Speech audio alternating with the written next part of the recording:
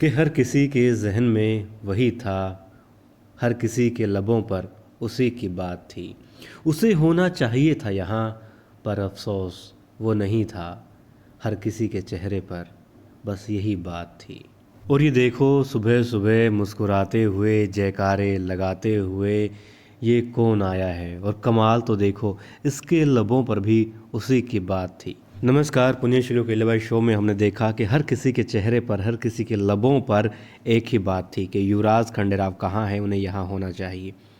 कोई उसके लिए अच्छा बोल रहा था तो कोई उसे बुरा बता रहा था। मगर ये क्या कमाल हो गया कि सुबह सुबह जैसे ही जयकारे लगाए, भगवान शिव का नाम लिया मल्हार राव सूबेदार जी ने, और दूसरी तरफ सामने से अंदर दाखिल होते हैं दो सैनिक, मराठा सैनिक, जयकारे के नारे लगाते हुए मराठा साम्राज्य के जयकारे और मल्हार राव सूबेदार जी की जय घोष कर रहे थे। साथ में वो अभिनंदन करते हैं, प्रसाद खिलाते हैं मल्हार राव सूबेदार जी को और तारीफ़ करते हैं युवराज खंडेराव की। वो कहते हैं अभी इस मुहिम की कोई आवश्यकता नहीं है जो आप करने जा रहे हैं सरकार, क्योंकि युवराज खंडेराव ने महज एक रात में ही तारापुर किले को जीत लिया है और वहाँ पर अपना झंडा, मराठा झंडा लहरा रहा है। और बहुत बहुत शुभेच्छा आपको, बहुत बहुत शुभकामनाएं। चेहरों के रंग उड़ जाते हैं कुछ के और कुछ के खिल जाते हैं चेहरे, यूं कि जानो बस इससे बड़ी खुशखबरी कोई हो ही नहीं सकती। जो मांगा था वो मिल गया है खुदा से। और अब सूबेदार जी भी हैरान होते हैं और जानना चाहते हैं कि कहते हैं भाई विस्तार से बताओ आखिर हुआ क्या। वो कहते हैं कि रात को छोटे सूबेदार जी ने किले को जीत लिया। उन्होंने मेरे ख्याल से ऐसी ही प्लानिंग की होगी कि किले की बाहरी दीवारों को ही नुकसान पहुँचे और किले के अंदर जो लोग मौजूद हैं वो संभल ना पाएँ, बस इतना। क्योंकि उन्होंने बारूद लगाया चारों तरफ, बाहर की दीवारें गिरा दी और उनके जितने भी शस्त्र थे या जितने भी गोला बारूद था सब तहस नहस हो गया और पुर्तगालियों को संभलने का मौका ही नहीं मिला। उन्हें भागना पड़ा और झंडा फहरा रहा है अब उस पर मराठा साम्राज्य का। हाँ, जहाँ तक हमें मालूम है, जो हमने सुना, जैसे ही दाखिल हुए थे खंडेराव जी उस किले में तो उन्होंने ये कहा था कि हम इस किले का नक्शा जो है बदलने नहीं देंगे, ये जैसे था वैसा ही रहेगा। इससे हमें ये लगा कि उन्होंने थोड़ा सा भी जो है बदलाव आने नहीं दिया इसके अंदर। और उनकी रणनीति यही थी कि ना तो किले को नुकसान पहुँचे और ना ही किसी को जान माल की नुकसान हो, ना ही खुद को ना ही दुश्मनों को। बस जीत दर्ज करनी थी जो उन्होंने कर दी।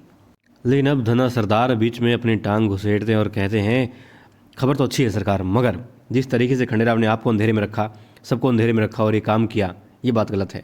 अब सूबेदार जी इशारा करते हैं और वो चुप हो जाते हैं। फिर वो कहते हैं कि क्या पेशवा साहब को इल्तला कर दी है? तो कहते हैं घोड़े निकल गए हैं।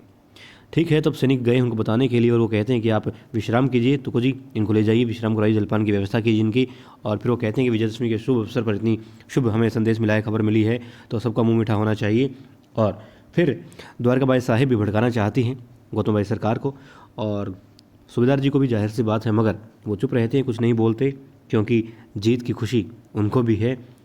और फिर धना सरदार भी बीच में फिर बोलते हैं, कहते हैं कि जब उन्होंने गौतम भाई सरकार ने कहा कि द्वारकाबाई साहिब जीत जीत होती है, पद्धति चाहे कोई भी हो।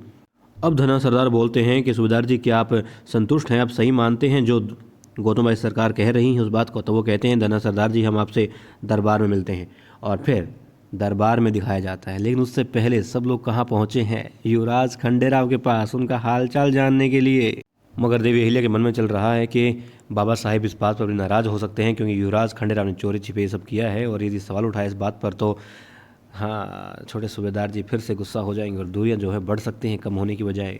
और अब छोटे सूबेदार जी उठ चुके होते हैं, देवी अहिल्या उनके कक्ष में जाती हैं और फिर देखते हैं उनके हाथों पर जख्म होते हैं। वो कहते हैं ये कैसे जला? तो कहते हैं बारूद से।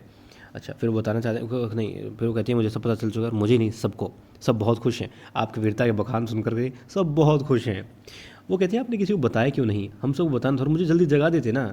मतलब छोटे सूबेदार जी कितना कितना जल गया आपका हाथ, मतलब कितना दर्द और तकलीफ़ हो रही होगी आपको, मुझे बता देते तो मैं लेप लगा देती, दवाई दे देती। वो कहते हैं कोई बात नहीं, हमें किले के पास में ही एक काका मिल गए थे और जड़ी बूटी में थोड़ा बहुत ज्ञान था, उन्होंने जड़ी बूटी लगाई, काफ़ी आराम मिला और खाने की दवा दी। और मतलब इतनी ज़बरदस्त नींद आई ना उसके बाद, बहुत मुश्किल से उठे हम। तब वो ध्यान करती कि अच्छा इस वजह से मैं उठा रही थी तो युवराज उठ नहीं पा रहे थे। अब देवी अहिल्या कहती है कि मैं राजवैद्य को बुला लाती हूँ, आपको आराम मिल जाएगा। तो वो कहते हैं कोई ज़रूरत नहीं है, तुम हो ना। और फिर देवी अहिल्या भी, क्योंकि इतना बड़ा काम करके आए हैं युवराज खंडेराव, थोड़ा सा उनके पास ठहरती है, मगर फिर जब युवराज खंडेराव कहते हैं कि इतनी बड़ी जंग जीत के आए हैं हम, हमें शुभकामनाएं नहीं देंगी, तो वो कहती हैं शुभकामनाएं तो आपके साथ हैं। और फिर वो कहते हैं कि तब देवी अहिल्या कहती हैं कि नहीं, मैं वो बात भूली नहीं हूँ। वो कहते हैं अहिल्या तुम, कि नहीं, भूलने वाली बात है ही नहीं, और अगर इतनी बड़ी बात नहीं है तो आप क्यों नहीं उस चीज़ को छोड़ देते हैं। वो कहते हैं कि अहिल्या तुम्हें मेरे दर्द को देख करके तकलीफ होती है, मगर मेरी तड़प को देख करके तुम्हें तड़प क्यों नहीं होती। अब युवराज खंडेराव देवी अहिल्या से कहते हैं कि आपके बाबा साहेब मेरी सबके सामने दरबार में आरती उतार देंगे, तो इससे पहले मुझे जल्दी जो है दरबार में पहुंचना होगा। तब देवी अहिल्या कहती हैं कि अपने जख्मों पर, घावों पर मरहम लगाने से पहले कहीं नहीं जाएंगे, आप समझे आप। फिर दिखाते हैं कि हर कोई मौजूद होता है जो भी प्यार करता है देवी अहिल्या के पति से। हाँ, और राजवैद्य भी आ चुके होते हैं, मरहम लगा रहे होते हैं और कहती हैं उनकी माता गौतमबाई सरकार के कितने जख्म है, कितना घाव है, वो व्याकुल हो रही होती हैं। फिर राजवैद्य कहते हैं कि कोई खास जख्म नहीं है, बहुत जल्दी ठीक हो जाएंगे, आप चिंता मत कीजिए, घबराने वाली बात नहीं है। और आज तो इनकी जो है बहादुरी के चर्चे चारों तरफ हैं। तब वो कहती हैं कि हाँ, बहादुरी में धैर्य, मतलब हर तरीके से मेरा बेटा जो है ना बहुत लायक है, इसे तो विरासत में मिली है बहादुरी और वीरता। तब वो कहते हैं, राजवैद्य कहते हैं हाँ बिल्कुल सही कहा आपने। और फिर कहते हैं कि दवा जो है शहद में मिलाकर इनको दे देना। फिर युवराज खंडेराव कहते हैं कि जो माता जी के आंसू देख करके कि इनकी कोई दवा नहीं है क्या राजवैद्य जी के पास में। और जब माँ अपने बेटे की तारीफ़ों के पुल बांध रही होती है तो बेटा कहता है कि मैं अकेला इन तारीफ़ों का भागीदार नहीं हूँ, अगर तारीफ़ करनी ही तो प्रेषित भी मेरे साथ था और संता जी भी मेरे साथ थे, इन दोनों की मदद से, और बल्कि जो हमारे बहादुर सिपाही हैं उनकी मदद से ही सब कुछ हो पाया है। तब प्रेषित कहते हैं कि पूरी योजना आपकी थी, क्या करना है, कैसे करना है, कब करना है, सब आपका सोचा समझा हुआ काम था, और जो आपने कहा हमने बस आदेशों की पालना की। वो कहते हैं आदेश नहीं, तुमने साथ दिया है। और फिर दिखाते हैं दरबार में किस तरीके से एंट्री होती है युवराज खंडेराव की। मालवा के युवराज, महावीर, शूरवीर, मराठा साम्राज्य के महान योद्धा, मराठा साम्राज्य के गौरव, पुर्तगालियों के डर, और भी बहुत सारे शब्द या यूँ कहें कि नाम दिए जाते हैं युवराज खंडेराव को। उनका स्वागत किया जाता है और फिर तालियों की गिड़गिड़ाहट से पूरा जो दरबार था गुंजायमान हो चुका होता है, और युवराज खंडेराव एक एक कदम के साथ में याद करते हैं वो पल जब उनको दरबार से वापस लौटाया गया था। और अब वो कहते हैं कि बाबा साहेब देखा, हमें हमारे नाम से जाना जा रहा है, आपके नाम से नहीं, और यही हम चाहते थे। और मल्हार राव सूबेदार जी गले लगाते हैं, उठ कर के आते हैं, खूब खुश होते हैं और गले लगाते हैं, कहते हैं काम तो तुमने काबिल तारीफ़ किया है, मगर तरीका गलत था। और फिर क्या होता है, युवराज खंडेराव को भेंट स्वरूप में जो भी चीज़ें मिली हैं, नाना साहेब पेशवा ने भेजी हैं, वो सारे उपहार उन्हें दिए जाते हैं। और खंडेराव भी बहुत खुश होते हैं, सूबेदार जी भी बहुत खुश होते हैं, और दरबार में मतलब ना चाहते हुए भी खुशी जाहिर करनी पड़ रही थी गुन्नू और धना सरदार को।